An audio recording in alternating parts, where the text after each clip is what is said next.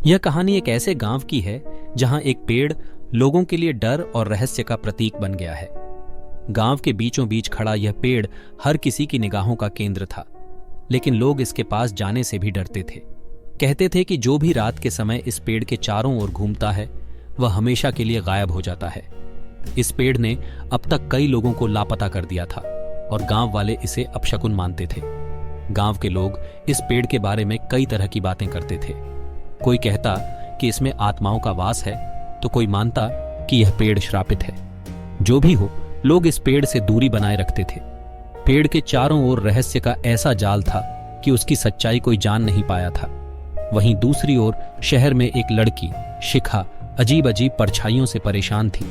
उसे लगता था कि कोई साया उसका पीछा कर रहा है।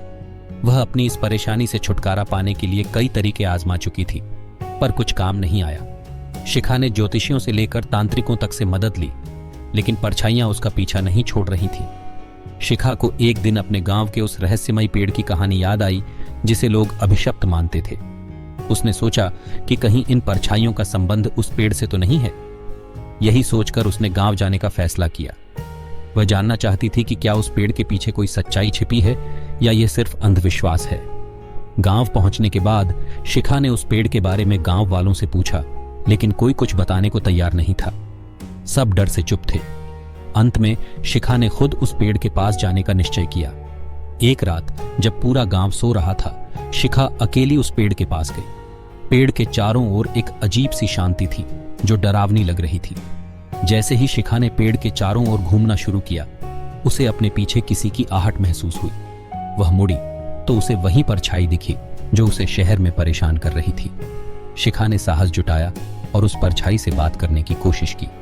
अचानक परछाई ने एक सच्चाई का खुलासा किया। यह कोई आत्मा नहीं थी, बल्कि उन लोगों की आत्माओं का प्रतीक थी जो लालच और अंधविश्वास में आकर इस पेड़ के चारों ओर घूमते थे और गायब हो जाते थे।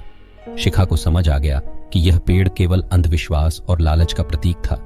गांव के लोग अपनी स्वार्थी सोच में फंसे हुए थे और इस रहस्य को कभी समझ नहीं पाए। शिखा ने गांव वालों को यह सच्चाई बताई और कहा कि डर के बजाय उन्हें इस पेड़ के पीछे की असलियत को समझना चाहिए। धीरे धीरे गांव वालों ने भी इस बात को मान लिया और उस पेड़ के प्रति अपना नजरिया बदल लिया। शिखा को अपनी परछाइयों से भी छुटकारा मिल गया था। अब वह समझ चुकी थी कि डर केवल मन का भ्रम है जिसे हमें खुद ही दूर करना होता है।